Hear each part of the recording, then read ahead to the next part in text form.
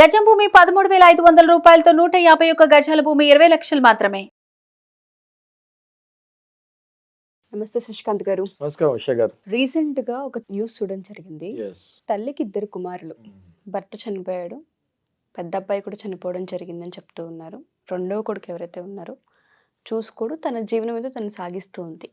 తినడానికి కూడా కొంచెం కష్టమైన అభాగ్యమైన స్థితిలోనే ఉందని చెప్పుకోవచ్చు ఆ తల్లి. మరి అది దొంగతనంగా ఎలా పరిగణించారో తెలియదు, కానీ మరి కొడుకు పొలంలో తీసుకున్న కాలీఫ్లవర్కి దొంగతనం అంటగట్టి కరెంటు స్తంభానికి 2 తాడులు పెట్టి, మీరు ఆ పిక్చర్ చూస్తే కూడా కనిపిస్తుంది సార్, నడుముకు ఒక తాడు, కింద కాళ్ళకు ఒక తాడు కట్టేసి కరెంటు స్తంభానికి పెట్టారు. ఇటువంటి సిచ్యుయేషన్స్లో అట్లా స్తంభానికి కట్టడం, కన్న తల్లిని దొంగతనం అని చెప్పడం, లీగల్గా మనం చూసుకుంటే వీళ్ళకి ఎటువంటి పనిష్మెంట్స్ ఉంటాయంటారు? అంటే నవమాసాలు కని మోసి పెంచిన తల్లికి నువ్వు పెట్టకపోవడం పైగా శిక్షించడం అనేది ఎంతవరకు కరెక్ట్? ఏ విధంగా చూడాలి అంటాం అసలు? ఏదైతే మనకి స్క్రీన్లో కనిపించే పిక్ చూస్తే, ఈ తల్లిని స్తంభానికి తాళ్ళేసి కట్టేసి చిత్రహింస పెడతామన్నది దానంత దౌర్భాగ్య పరిస్థితి ఏ తల్లికి రాకూడదని, ఎస్పెషల్లీ మన భారతదేశంలో కానివ్వండి, ఎక్కడైనా ప్రపంచంలో కానివ్వండి, తల్లికి ఒక స్పెషల్ గౌరవం కానీ, ఒక తల్లిని దేవుడి తర్వాత దేవుడిలాగా పూజించుకునే మన దేశంలో ఇట్లాంటిది జరుగుతాం అన్నది చాలా దౌర్భాగ్య పరిస్థితి అని నేను భావిస్తున్నాను. మళ్ళీ మళ్ళీ మనం అసలు ఇట్లాంటి చూడకూడదనే నేను ఆశిస్తున్నాను. అందరూ అదే ఆశిస్తారు. సో ఇందులో ఒరిస్సాలో ఒక ఊరుందండి, కియోమ్గర్ అని. ఓకే, అందులో ఒక చిన్న గ్రామం సర్పసి అని ఒక చిన్న గ్రామం ఉంది. అక్కడ ఎక్కువ అగ్రికల్చర్ మీదే ఆక్యుపేషన్ డిపెండ్ అయి ఉంటారు. ఆ సర్పసి అనే గ్రామంలో ఒక వ్యక్తి శత్రుఘ్న మహంతి ఆయన పేరు, 39 ఏళ్ళు ఉంటుంది ఆయన వయసు. ఆయనకి ఒక అన్న, తండ్రి లేడు. ఓకే, ఒక అన్న, తల్లి. అన్న బతుకున్నంత కాలం అన్ననే తల్లిని చూసుకునేవాడు, తల్లి చక్కగా ఉండేది. సడన్గా ఏదో గల కారణాల వల్ల న్యాచురల్ డెత్ ఏదో అన్న చనిపోతాం జరిగింది. ఆ తర్వాత తల్లి ఒంటరి అయిపోయింది. తల్లి కూడా పెద్ద ఆవిడ కాబట్టి సహజంగా ఇంకా రిటైర్మెంట్ అయిపోయిన తర్వాత వీళ్ళు ఎంతో వ్యవసాయాలు చేస్తుంటారు కాబట్టి బాడీ కూడా సహకరించదు. ఆ తల్లి కూడా వృద్ధురాలు, 60 ఏళ్ళ పైబడి ఉంది. ఓకే, వృద్ధురాలు. అక్కడ వయసులు కూడా మనం కరెక్ట్గా చెప్పలేము, వీళ్ళకి డేట్ ఆఫ్ బర్త్స్ కూడా సరిగ్గా ఉండవు. నాకు తెలిసి 70 వరకు ఉంటుందని అనుకుంటున్నాను.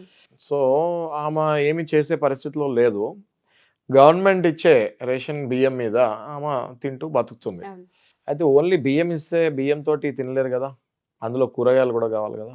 అట్లీస్ట్ ఆ కూరగాయలు కూడా లేని పరిస్థితిలో ఆ తల్లి ఉంది. ఆ కూరగాయ వల్లే ఇవాళ ఈ శత్రుఘ్న మహంతి అనే హారబుల్ పర్సన్ ఆ తల్లిని స్తంభానికి వేసి కట్టేయాల్సి వచ్చింది. ఎందుకు అంటే, ఈ శత్రుఘ్న మహంతి అనే వాడికి ఏదో చిన్న పొలమో ఏదో చిన్న సంథింగ్ ఏదో చేస్తున్నాడు, కౌలకు తీసుకున్నాడో ఏదో చేస్తున్నాడో.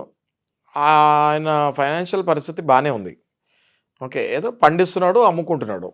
మరి పండించేవాడు, అన్ని కూరగాయలు పండించేవాడు ఒక్క కూరగాయ తల్లికి ఇవ్వలేకపోయాడంటే ఆలోచించండి. ఆ తల్లికి బియ్యం అయితే వస్తున్నాయి కానీ గవర్నమెంట్ నుంచి, అందులో కలుపుకుంటానికి కూరలు లేవు కాబట్టి పాపం కొడుకు ఇదే కదా అని చెప్పేసి ఒక్క కూరగాయ, ఒక్క కాలీఫ్లవర్ అందులో నుంచి దొంగలిచ్చి తనము కొడుకు కాబట్టి అసలు యాక్చువల్గా న్యాచురల్గా జరిగే ప్రాసెస్ మనది అని. కొడుకు అంటే ఏంటి, ఆమె 9 మాసాలు కని జన్మనిస్తేనే వాడు ఈ భూమిపైకి వచ్చాడు. రైట్, అక్కడికి వెళ్ళి ఆ కాలీఫ్లవర్ అన్నది తీసుకుంటాం జరిగింది, వండుకుంటాం జరిగింది. ఇంకా వండుకున్న కాలీఫ్లవర్ కలుపుకొని తినక ముందే ఆ తల్లిని ఈడ్చుకెళ్ళి స్తంభానికి కట్టేసి కొడతాం జరిగింది. ఇది చాలా చాలా హారబుల్ ఇది. ఓకే, ఒక మర్డర్ కేసు కంటే కూడా దీన్ని పెద్దగా పరిగణించాలి. ఓకే, తల్లిని స్తంభానికి కొట్టేస్తామే, ఆ తల్లి తిండి పెడితేనే వీడు ఇక్కడ వరకు వచ్చాడు. అలాంటి తల్లి తిండి తింటుంది అని చెప్పేసి ఈడ్చుకెళ్ళి స్తంభానికి కట్టేశాడంటే దానంత దారుణం ఇంకోటి లేదనిపిస్తుంది. ఎంత గొడవలు ఉండనివ్వండి, ఏమైనా ఉండనివ్వండి, తల్లే.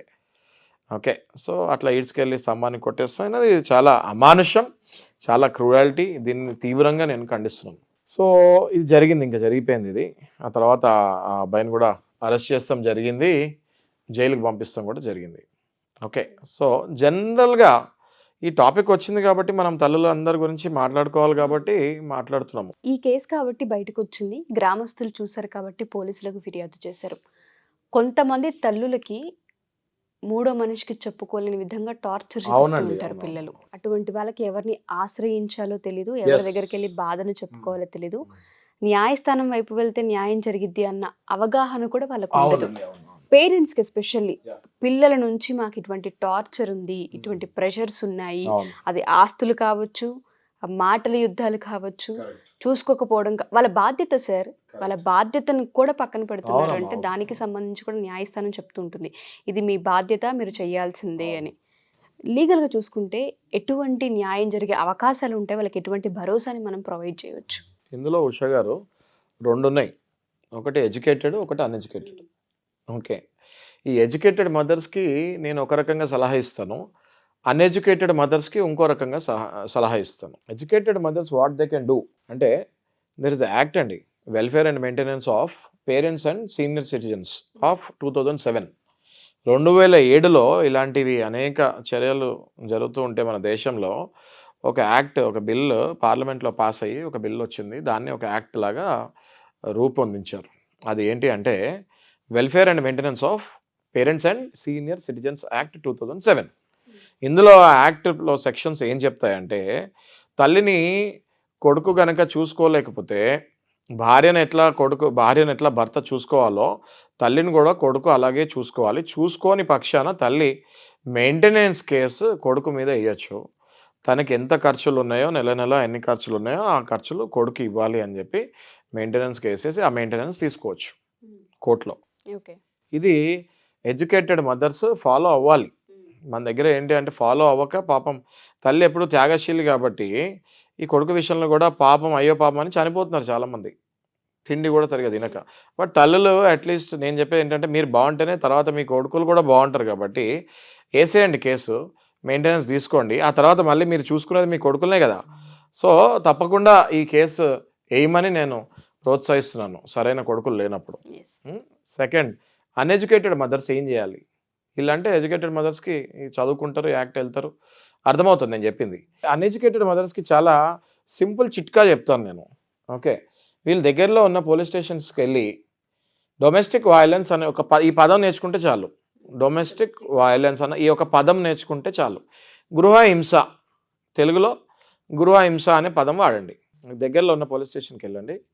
నాకు గృహహింస జరుగుతుంది బాబు, నన్ను కొడుతున్నారు, నన్ను నా కొడుకు సరిగ్గా అన్నం పెట్టట్లేదు, సరిగ్గా కొడుతున్నాడు నన్ను అని ఒక మాట చెప్తే పోలీస్ వాళ్ళు ఏం చేస్తారంటే దగ్గరలో మనకి ప్రతి డిస్ట్రిక్ట్కి, ప్రతి ఏరియా పరిధికి, ఓకే, ప్రతి పోలీస్ స్టేషన్ పరిధికి ప్రొటెక్షన్ ఆఫీసర్స్ అని ఉంటారు. ఇట్లాంటి మహిళలు, తల్లులు కానివ్వండి, లేకపోతే చెల్లెలు కానివ్వండి, లేకపోతే పెళ్లి కాని చెల్లెలు చాలామంది ఇంట్లో ఉండిపోతారు. ఓకే, అక్కలు ఇంట్లో ఉండిపోతారు. ఓకే, భర్త లేని తల్లులు ఉండిపోతారు, భర్త లేని అత్తలు ఉండిపోతారు. ఓకే, లేదా కన్న కూతుర్లు ఉంటారు, సరిగ్గా చూడని తండ్రులు ఉంటారు, కన్న కూతుర్లు ఉంటారు. ఇలాంటి వాళ్ళందరూ మహిళల గురించే domestic violence against cruelty for women. Okay, అంటే ఈ ఓన్లీ మహిళలకే ఈ చట్టాన్ని రూపొందించారు. ఇందులో అనేక సెక్షన్స్ ఉంటాయి ఉషా గారు. మీరు కూడా ఒక తోటి మహిళ కాబట్టి దీన్ని అవేర్నెస్ క్రియేట్ చేస్తున్నందుకు మిమ్మల్ని అప్రిషియేట్ చేస్తున్నాను నేను. ఈ చట్టాలన్నీ కూడా మహిళల గురించే తీశారు, కానీ మహిళలకు తెలియదు. ఇప్పుడు చూడండి, మన భారతదేశంలో ఎన్నో మంచి చట్టాలు ఉన్నాయి, అవేర్నెస్ సరిగ్గా లేదు. గవర్నమెంట్ దగ్గర నుంచి అవేర్నెస్ ప్రోగ్రామ్ సరిగ్గా లేదు. వీళ్ళ గొడవలోనే వీళ్ళు ఉంటారు. ఇది అవేర్నెస్ చేయకపోతే ఈ చట్టాలు తీసి ఏం లాభం? లీగల్ రీసెర్చ్ చేస్తారు, చట్టాలు రూపొందిస్తారు, కానీ దానికి పబ్లిసిటీ లేదు. అట్లీస్ట్ మనలాంటి వాళ్ళని వీడియోస్ తీసి దీనికి అవేర్నెస్ క్రియేట్ చేస్తున్నందుకు మిమ్మల్ని అప్రిషియేట్ చేస్తున్నాను. ఓకే, సో ఈ చట్టం అన్ఎడ్యుకేటెడ్ మదర్స్ ఏం చేయాలంటే పోలీస్ స్టేషన్కి వెళ్ళి అక్కడ పోలీస్కి చెప్పాలి, బాబు నా మీద ఇట్లా గృహహింస జరుగుతుంది, నేను ఏం చేయాలి అని. వెంటనే పోలీసు వాళ్ళు మంచి ఫ్రెండ్లీ పోలీస్ అయ్యారు ఇవాళ రేపు. వాళ్ళు వీళ్ళకి గైడ్ చేస్తారు, అమ్మా ఇక్కడ కాదు, ఇక్కడ పలానా ఆఫీస్కి వెళ్ళు, అక్కడ ప్రొటెక్షన్ ఆఫీసర్లు ఉంటారని. ప్రొటెక్షన్ ఆఫీసర్ దగ్గరికి వెళ్తే ఆ ప్రొటెక్షన్ ఆఫీసర్లు ఏం చేయాలి, వాళ్ళ రూల్స్ ఏంటి అన్నది మీకు చెప్తాను. ప్రొటెక్షన్ ఆఫీసర్ ఫస్ట్ వచ్చిన మహిళ, తల్లి కానివ్వండి, ఇప్పుడు మనం తల్లులు కాబట్టి తల్లిదే తీసుకుందాం, ఆ వచ్చిన తల్లి ఆరోగ్య పరిస్థితి ఎలా ఉంది, అసలు ప్రస్తుతానికి ఒక 10 రోజుల నుంచి తినకుండా చిత్రహింస లేకపోతే దెబ్బలు కొట్టి ఆ పరిస్థితిలో ఉంటే ఫస్ట్ ఆ ప్రొటెక్షన్ ఆఫీసర్ ఆ తల్లిని తీసుకెళ్ళి హాస్పిటల్లో మంచి వైద్యం చేకూర్చి మంచి ఆహారాన్ని ఇచ్చి ఒక 3 రోజులు అలా అబ్జర్వేషన్లో పెట్టి ఆ తర్వాత ఆ తల్లిని వెనక్కి పంపించాలి అనే ప్రయత్నంలో ఫస్ట్ ఒక ప్రొటెక్షన్ షెల్టర్కి పంపిస్తారు.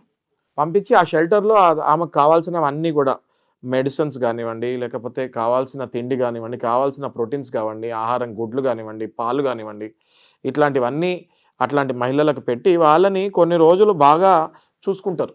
ఆ క్రమంలో ఆ ఇంటి నుంచి కొడుకుని పిలుస్తారు. పిలిచి కౌన్సిలింగ్ ఇస్తారు. బాబు, ఇట్లా మీ తల్లిని నువ్వు రోడ్డు మీద వదిలేసావు, మేము మెడిసిన్స్ ఇచ్చాము, ఈ పలానా గుడ్లు పాలు అన్నీ పెట్టి చూడండి మీ తల్లిని ఎంత బాగా తయారు చేసాము, మళ్ళీ నువ్వు వెళ్ళి చూసుకుంటావా, చూసుకోలేవా? నువ్వు చూసుకోలేకపోతే మీ తల్లికి ఇంత అమౌంట్ అని మంత్లీ నువ్వు ఇవ్వాలి. ఓకే. లేని పక్షాన నీ మీద మీ తల్లి కేసు వేస్తుంది మెయింటెనెన్స్ అని చెప్పి, ఆ కేసు కూడా ఎలా వేయాలో ఈ అన్ఎడ్యుకేటెడ్ మదర్స్కి తెలియదు కదా పాప ముసలోళ్ళకి. సో ఎలా వేయాలో కూడా ఈ ప్రొటెక్షన్ ఆఫీసరే దగ్గరుండి ఆ తల్లితోటి కోర్టులో కూడా కేసు వేయించి ఆ తల్లికి మెయింటెనెన్స్ ఈ కొడుకు దగ్గర నుంచి వచ్చేటట్టు చూస్తారు. ఫస్ట్ మ్యాక్సిమం 90% కౌన్సిలింగ్లోనే ఆ కొడుకులు ఒప్పుకుంటారు, ఎందుకంటే వాళ్ళ మీద లీగల్ యాక్షన్ అవుతుంది కదా. సో కొడుకులు ఒప్పుకుంటారు. అట్లా ఆ రకంగా మళ్ళీ ఈ తల్లి చక్కగా బతికే ఛాన్సెస్ చాలా ముమ్మరంగా ఉంటాయి.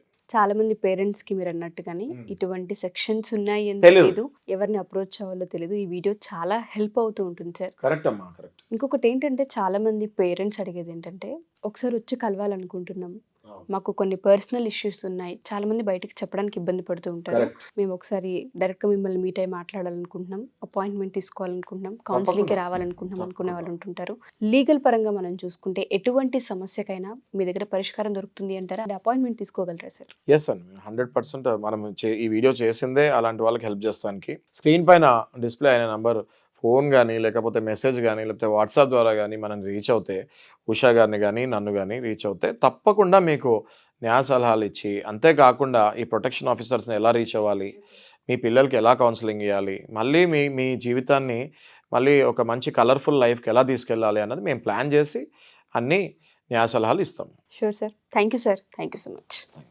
సో ఎవరైనా సరే మా ఈ వీడియో కనుక చూస్తే, ఎస్పెషల్లీ పేరెంట్స్, పిల్లల నుంచి మేము కొన్ని ప్రాబ్లమ్స్ని ఫేస్ చేస్తూ ఉన్నాం, లీగల్గా మేము వెళ్ళాలి అనుకుంటున్నాం, మాకు ఒక కౌన్సిలింగ్ కావాలి, ఒకసారి అప్రోచ్ అవ్వాలనుకుంటున్నాం, లేదా చాలామంది డివోర్స్కి సంబంధించి కూడా అడుగుతూ ఉంటుంటారు, ఒకసారి మా హస్బెండ్ని తీసుకొచ్చి మాట్లాడాలనుకుంటున్నాం, మాకు రిలేషన్లో కొన్ని సమస్యలు ఉన్నాయని మాట్లాడుతుంటారు, అలాంటి వాళ్ళకి న్యాయ సలహాలు కావాలి అనుకున్న శశికాంత్ గారు అయితే అవైలబుల్గా ఉంటారు.